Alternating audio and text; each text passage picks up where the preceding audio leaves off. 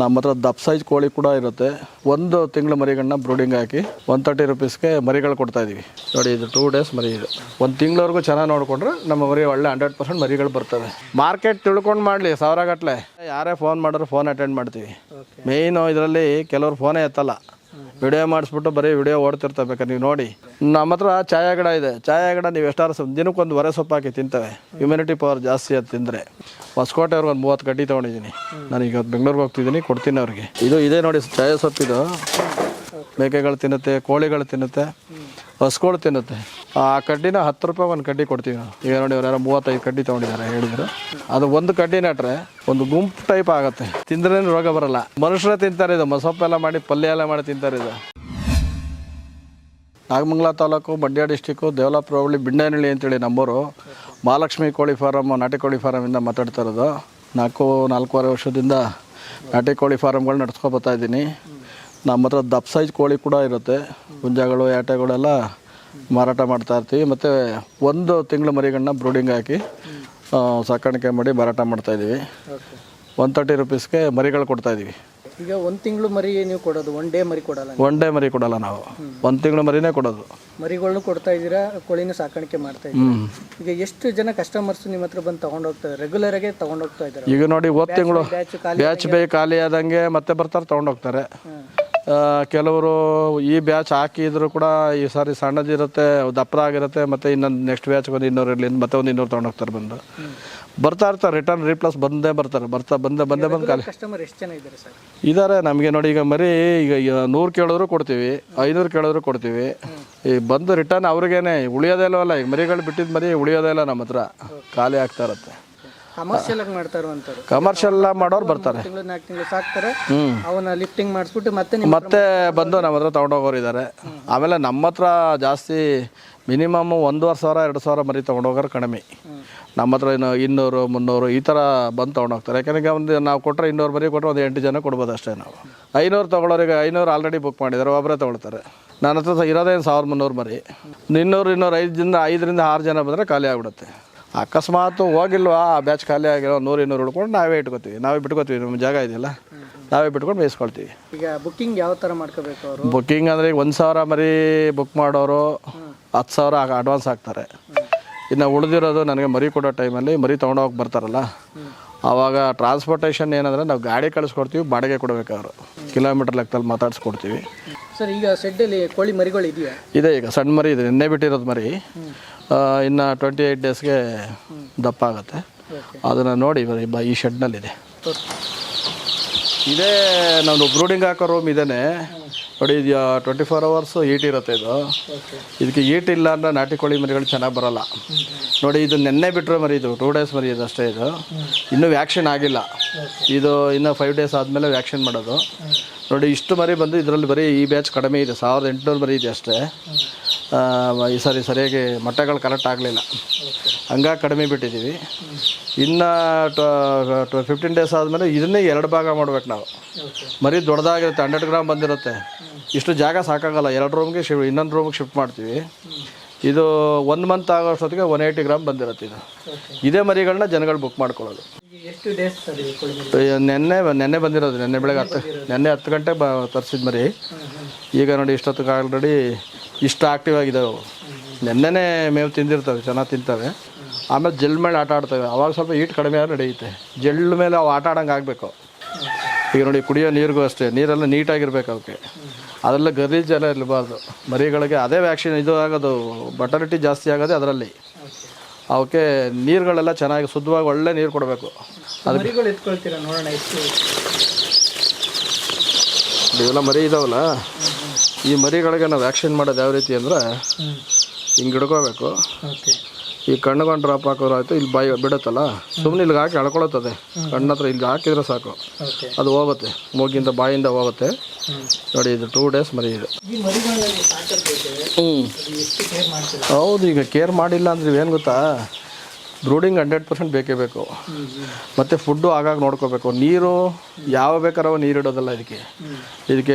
ಈಗ ನೋಡಿ, ಈಗ ಸಾಯಂಕಾಲದೊಳಗಡೆ ನೀರು ತೊಗೊಂಡ್ಬಿಟ್ಟು ಖಾಲಿ ಮಾಡಿಬಿಟ್ಟಿರ್ತಾರೆ. ತಿರುಗಿ ಸಾಯಂಕಾಲ ಒಂದು ಟೈಮ್ ನೀರು ಇಡಬೇಕು. ಯಾವಾಗಲೂ ಎನಿ ಟೈಮ್ ನೀರು ಫುಡ್ಡು ಇವಕ್ಕೆ ಕೊಡಲೇಬೇಕು, ಕಂಪಲ್ಸರಿ ಕೊಡಬೇಕು. 1 ತಿಂಗಳವರೆಗೂ ಚೆನ್ನಾಗಿ ನೋಡಿಕೊಂಡ್ರೆ ನಮ್ಮ ಮರಿ ಒಳ್ಳೆ 100% ಮರಿಗಳು ಬರ್ತವೆ. ಈಗ ಇಂದ್ರಿಂದ ಮರಿ ಬಿಡಬಾರ್ದು. ನಾಟಿ ಕೋಳಿ ಮರಿನೇ ಆಗಲಿ ಯಾವ್ದಾರ ಕೋಳಿ ಮರಿಗಳು ಬಿಡ್ತೀವಿ ಅಂದರೆ ಈ ರೂಮ್ಗಳಿಗೆ ಬ್ಯಾಕ್ ಬೈ ಬ್ಯಾಕ್ ಬಿಟ್ಟಾಗಲೇ ರೋಗ ಜಾಸ್ತಿ ಆಗೋದು. ಹಂಗಾರೆ ನೀವು ಒಂದು ಬ್ಯಾಚ್ ಬಿಟ್ಟು ಎಷ್ಟು ತಿಂಗಳು ಗ್ಯಾಪ್ ತಗೊಳ್ತೀರಾ? ಈಗ ನಾವು ಈ ರೂಮ್ಗೆ ಈಗ ಬಿಟ್ಟಿದ್ದೀವ, ಈ ಬ್ಯಾಚ್ ಇನ್ನು ಇದು ಖಾಲಿ ಆದಮೇಲೆ ಇನ್ನೊಂದು 15 ದಿವಸ ಬಿಡಲ್ಲ ನಾವು. 15 ದಿವಸ ಅಷ್ಟೇ, ಒಂದು 15 ಡೇಸ್. ಯಾಕಂದ್ರೆ ಜಾಗ ಬೇಕಲ್ಲ ನಮಗೆ. ಮತ್ತೆ ನಾವೇನು ಮಾಡ್ತೀವಿ, ಬೇರೆ ರೂಮಿಗೆ ಬಿಡ್ತೀವಿ. ಎಷ್ಟು ರೂಮ್ ಇದೆ ಇಲ್ಲಿ? 3 ರೂಮ್ ಇದೆ. ನಾವು 3 ರೂಮಿಗೂ ಚೇಂಜ್ ಮಾಡ್ಕೊಡ್ತಾ ಇರ್ತೀವಿ. ಆಲ್ಟರ್ನೇಟ್ ಮಾಡಿಕೊಂಡು ಇದನ್ನು ಕ್ಲೀನ್ ಮಾಡಿ ಇದೆಲ್ಲ ಇದಕ್ಕೆಲ್ಲ ಬ್ಯಾಕ್ಟೀರಿಯಾ ಎಲ್ಲ ಸತ್ತ ಮೇಲೇ ಬಿಡೋದು. ಮತ್ತೆ ಈ ಬ್ಯಾಕ್ಟೀರಿಯಾ ಇದ್ದೇ ಇರ್ತವೆ. ಒಂದು ಸಾರಿ ಒಂದು ಬ್ಯಾಚ್ ಮರಿ ಬಿಟ್ಟರೆ ಬ್ಯಾಕ್ಟೀರಿಯಾಗಳು ಇದ್ದೇ ಇರ್ತದೆ ಅದರಲ್ಲಿ. ಯಾಕೆ ನಾವು ಓಡಾಡೋದ್ರಲ್ಲೇ ಬರುತ್ತೆ. ಮತ್ತು ಸುಮ್ಮನೆ ಅವೆಲ್ಲ ನೀಟಾಗಿ ನೋಡ್ಕೊಂಡಿಲ್ಲ ಅಂದರೆ ಮರಿಗಳು 100% ಬರೋಲ್ಲ. ಹಂಗೆ ಚೆಕ್ ಮಾಡಿಕೊಂಡೇ ಮಾಡ್ಕೋಬೇಕು. ಯಾರೇ ರೈತರು ಮಾಡೋರಿದ್ರು ಸುಮ್ಮನೆ ಇಂದ್ರಿಂದ ಮರಿಗಳು ಬಿಟ್ಟರೆ ಮರಿಗಳು 100% ಬರೋಲ್ಲ. ಈ ಕೋಳಿ ಮರಿಗಳು ಸರ್ ತುಂಬ ಎಲ್ಲ ಹೆಲ್ತಿಯಾಗಿವೆ, ತುಂಬ ಚೆನ್ನಾಗಿದೆ ನೋಡಿ. ಈಗ ನೀವು ನೋಡ್ತಾ ಇದ್ರಲ್ಲ, ಇಲ್ಲಿ ನೋಡಿ ಎಷ್ಟು ಮರಿ ಇದೆ. ಇದೊಂದು ಮರಿ ಬಿಟ್ಟು ಇದೊಂದು ಮರಿ ಬಿಟ್ಟು ಎಲ್ಲ ಚೆನ್ನಾಗಿದೆ ನೋಡಿ. ನಿಮ್ಮ ಹತ್ರ ಕೋಳಿ ಮರಿ ತಗೊಂಡ್ರೆ ಏನೇನೆಲ್ಲ ಸೌಲಭ್ಯ ಅವ್ರು? ಈಗ ನಮ್ಮಿಂದ ಅವರು ಮರಿಗಳು ತೊಗೊಂಡ್ರೆ ನಮಗೆ ಎಕ್ಸ್ಪೀರಿಯನ್ಸ್ ಆಗಿರೋದು ನಾವು ಅವ್ರಿಗೆ ಹೇಳ್ಕೊಡ್ತೀವಿ. ಅವ್ರಿಗೆ ಎಕ್ಸ್ಪೀರಿಯನ್ಸ್ ಆಗುತ್ತೆ. ಮತ್ತು ಒಂದು ಟೈಮು ಅವ್ರಿಗೆ ಸಾಕಾಣಿಕೆ ಮಾಡ್ತಂದ್ರೆ ಅವ್ರಿಗೆ ಎಕ್ಸ್ಪೀರಿಯನ್ಸ್ ಆಗಿಬಿಡುತ್ತೆ. ನಾವು ಅದನ್ನೆಲ್ಲ ಸಹಕರಿಸ್ತೀವಿ. ನಾವು ಸ್ಟಾರ್ಟಿಂಗ್ ಕೆಲವರು 2,000 ಕೊಡಿ ಅಂತಾರೆ. 2,000 ಯಾವ ರೀತಿ ಸಾಕ್ತೀರಿ ನೀವು? ಫುಡ್ ಹೆಂಗೆ ಹಾಕ್ತೀರಿ? ಅವಕ್ಕೆಲ್ಲ ಹೇಳ್ತೀವಿ ನಾವು. ಅಷ್ಟು ಫುಡ್ಡೆಲ್ಲ ನೀವು ಹಾಕೋಕ್ಕಾಗಲ್ಲ, ನೀವು ಕೈ ಸುಟ್ಕೋತೀರಿ ಸ್ಟಾರ್ಟಿಂಗು. ನೀವೆಲ್ಲ 2,000 ಒಟ್ಟಿಗೆ ಕೋಳಿ ಬಂದು ಹೆಂಗೆ ಮಾರಾಟ ಮಾಡ್ತಾರೆ? 2,000 ಬರೀ 500 200 ಇದ್ದರೆ ಒಬ್ಬರನ್ನೆಲ್ಲೊಬ್ಬರು ವಿಚಾರಣೆ ಮಾಡ್ಬೋದು. ಅವರು ಅಟ್ಲೀಸ್ಟ್ ಅವ್ರ ಶೆಡ್ ಹತ್ರ ಬರೋರ್ಗಾರು ದಿನ 5-10 ಕೊಟ್ಟರು ಖಾಲಿ ಮಾಡ್ಬೋದು. ಇಲ್ಲ ಯಾವ್ದಾರು ಒಂದು ಸಂತೆಗೆ ತೊಗೊಂಡೋದ್ರು ಕೂಡ ಅವರು ಸಂತೆನಲ್ಲಿ 25-30 ಕೋಳಿ ತೊಗೊಂಡೋಗಿ ಮಾರಾಟ ಮಾಡಿದ್ರು ಅವ್ರು ಖಾಲಿ ಮಾಡ್ಕೊಂಡು ದುಡ್ಡು ಮಾಡ್ಕೋಬೋದು. ಅದು ಬಿಟ್ಬಿಟ್ಟು ಇವರು 2,000-3,000 ಒಟ್ಟಿಗೆ ಕೋಳಿ ಬಿಟ್ಬಿಟ್ಟು ಯಾರೂ ತುಂಬಿಸಿಲ್ಲ ಅಂದರೆ ಲಾಸ್ ಬರುತ್ತೆ. ಲಾಸ್ ಆಗೇ ಆಗುತ್ತೆ ಅವ್ರಿಗೆ. ಕೆಲವರು ಹಂಗೇನೆ ಮಾಡೋದು. 1,000 ಗಟ್ಟಲೆ ಬಿಟ್ಬಿಟ್ಟು ಲಾಸ್ ಮಾಡ್ಕೊತಾರೆ. 1,000 ಗಟ್ಟಲೆ ಕೋಳಿ ಬಿಡಬಾರ್ದು. ಮಾರ್ಕೆಟ್ ತಿಳ್ಕೊಂಡು ಮಾಡಲಿ. 1,000 ಗಟ್ಟಲೆ ಏನಾಗಲ್ಲ. ಮಾರ್ಕೆಟ್ ತಿಳ್ಕೊಂಡು ಮಾಡಬೇಕು. ಮಾರ್ಕೆಟ್ ಗೊತ್ತಿಲ್ಲದೆ ಮಾಡೋಕ್ಕೆ ಹೋಗಬಾರ್ದು. ಈಗ ನಾವು ಮಾರ್ಕೆಟ್ ಗೊತ್ತಾಗಿರೋದಕ್ಕೇ ನಾವು ಇಷ್ಟು ಕೋಳಿಗಳು ಸಾಕೋಕ್ಕಾಗ್ತಾ ಇರೋದು. ಇಲ್ಲಾಂದರೆ ನಾವು ಕೋಳಿಗಳು ಸಾಕೋಕ್ಕಾಗಲ್ಲ ಇಷ್ಟೊಂದು. ಈಗ ನಮ್ಮ ಧೈರ್ಯ ಇರುತ್ತೆ. ಈಗ ಬುಕ್ ಆಗೇ ಆಗುತ್ತೆ 100ಕ್ಕೆ 100 ಅನ್ನೋದಕ್ಕೆ ನಾವು ಮರಿ ಬಿಡೋದು. ಇಲ್ಲಾಂದರೆ ನಾವು ತಿಂಗಳ 2,000 ಮರಿ ಬಿಟ್ಬಿಟ್ಟು ಎಲ್ಲಿ ತೊಗೊಂಡೋಗಿ ಕೋಳಿ ಸೇಲ್ ಮಾಡೋಕ್ಕಾಗತ್ತೆ? ನಮಗೂ ಕಷ್ಟ ಆಗುತ್ತಲ್ಲ. ಇವತ್ತು ಫೀಡ್ ಏನು ಕಡಿಮೆ ಇರೋಲ್ಲ. 2,400 ರೂಪಾಯಿ ಇದೆ ಒಂದು ಚೀಲ ಫೀಡ್ ಬಂದು 2,400 ರೂಪಾಯಿ. ಆ ಫೀಡ್ ಹಾಕಿದ್ರೆ ಮರಿಗಳು ಸಕ್ಸಸ್ ಆಗೋದಿಲ್ಲ. ಸುಮ್ಮನೆ ಸಕ್ಸಸ್ ಆಗೋಲ್ಲ. ಅವಕ್ಕೂ ಸ್ಟಾರ್ಟಿಂಗ್ ಮೆಡಿಷನ್ ಹಾಕಬೇಕು. ಮೆಡಿಷನ್ ಖರ್ಚು ಬರುತ್ತೆ, ಬ್ರೂಡಿಂಗ್ ಖರ್ಚು ಬರುತ್ತೆ, ಲೇಬರ್ ಖರ್ಚು ಬರುತ್ತೆ. ನಮಗೂ ಕೇಳ್ತಾರೆ. ಕರ್ನಾಟಕ ನಿಮ್ಮ ಸಪ್ಲೈ ಕೊಡ್ತಾ ಇದ್ದೀರಿ ಸರ್ ಮರಿ? ನಾವು ಸಪ್ಲೈ ಕೊಡ್ತಾರೆ. ನಮ್ಮದು ಉತ್ತರ ಕನ್ನಡ ಜಾಸ್ತಿ ಹೋಗಲ್ಲ. ನಮ್ದು ಏನಿದ್ರು ಹಾಸನ, ಚನ್ನರಾಯಪಟ್ಟಣ, ಈ ಮಂಡ್ಯ, ಮೈಸೂರು, ಚಾಮರಾಜನಗರ, ಹನೂರು, ಕೊಳ್ಳೇಗಾಲದ ಕಡೆಯಿಂದ ಬರ್ತಾರೆ. ಈ ಕಡೆ ಮದ್ದೂರು, ಈ ಕಡೆ ಕನಕಪುರ, ಆರವಳ್ಳಿ, ಬ್ಯಾಂಗ್ಳೂರು ಸುತ್ತಮುತ್ತ, ಬಾಗೇಪಲ್ಲಿ, ಚಿಂತಾಮಣಿ, ಮಾಲೂರು, ಆನೇಕಲ್ಲು.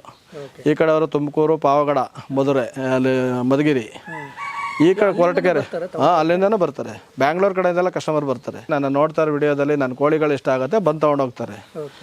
ನಂತರ ಸುಮಾರು ಜನ ಪ್ರಪಂಚದಲ್ಲಿ ಬೇಜಾನ್ ಜನ ಅವರೇ ಮಾಡೋರು. ಅವ್ರಿಗೂ ಬಿಸ್ನೆಸ್ ಆಗ್ತಿರುತ್ತೆ. ಅವರು ಒಳ್ಳೆ ರೀತಿಯಲ್ಲಿ ಕೊಡ್ತಿರ್ತಾರೆ. ಅವರು ಕಸ್ಟಮರ್ ಇರ್ತಾರೆ. ನನ್ನ ಕಸ್ಟಮರ್ ನನಗಿದ್ದಾರೆ. ಈಗ ಅವ್ರ ಕಸ್ಟಮರ್ ನಮಗೇನು ಬರಲ್ಲ.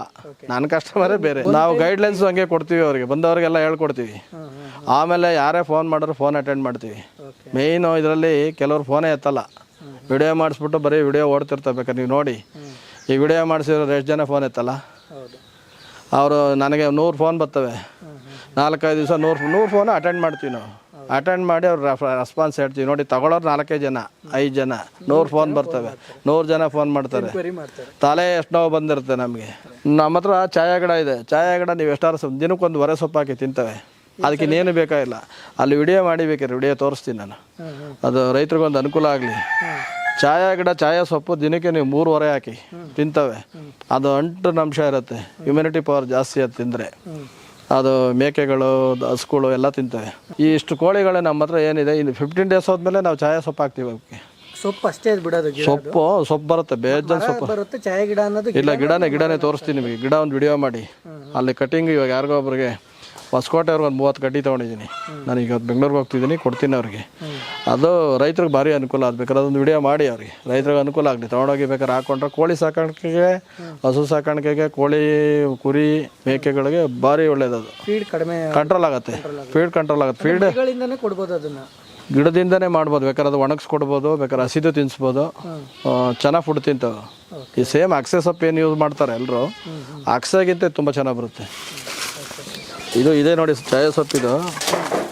ಇದು ಚಾಯ ಗಿಡ ಬಂದು ಇದು ಅಂಟಿರುತ್ತೆ ಜಾಸ್ತಿ. ಇದು ಅಂಟು ಬರುತ್ತೆ ಸರ್, ಇದರಲ್ಲಿ ಎಲೆಗಳಲ್ಲಿ ಅಂಟು ಬರುತ್ತೆ, ಎಲೆನೇ ಬರುತ್ತೆ. ಎಲೆಲೆ ಅಂಟು ಬರುತ್ತೆ. ಇದು ನೋಡಿ ಇಲ್ಲಿ ಬರ್ತಾ ಇದೆ, ಹಾಲು ಬರ್ತಾ ಇದೆ ನೋಡಿ. ಇದು ತಿಂದರೆ ಯಾವುದೇ ಕಾಯಿಲೆಗಳು, ಯಾವುದೇ ಪಕ್ಷಿ ಪ್ರಾಣಿಗಳಿಗೆ ಕಾಯಿಲೆ ನೋಡಿ, ಇದರೆಲ್ಲ ಹಾಲಿರುತ್ತೆ. ಓಕೆ. ಇದು ಮನುಷ್ಯರು ಕೂಡ ತಿಂತಾರೆ, ಸೊಪ್ಪೆಲ್ಲ ಪಲ್ಯ ಎಲ್ಲ ಮಾಡಿ ತಿಂತಾರೆ, ಮನುಷ್ಯರು ಜನಗಳು ತಿಂತಾರೆ. ಇದು ನೋಡಿ ಈಗ ಇಲ್ಲೇ ನಿಮ್ಮ ಕಣ್ಣು ಮುಂದೆ ಮೇಕೆ ಮರಿಗಳು ತಿಂತಾ ಇದೆ ನೋಡಿ. ಮೇಕೆಗಳು ತಿನ್ನುತ್ತೆ, ಕೋಳಿಗಳು ತಿನ್ನುತ್ತೆ, ಹಸುಗಳು ತಿನ್ನುತ್ತೆ. ಇದೊಂದು ಛಾಯಾ ಗಿಡ ಅಂತೇಳಿ ಬೇಕಾದ್ರೆ ಒಂದು ವಿಡಿಯೋ ಮಾಡಿ ಅದು ರೈತರಿಗೆ ಒಂದು ಅನುಕೂಲ ಅಲ್ಲಿ. ನಾವು ಆ ಕಡ್ಡಿನ 10 ರೂಪಾಯಿ ಒಂದು ಕಡ್ಡಿ ಕೊಡ್ತೀವಿ ನಾವು.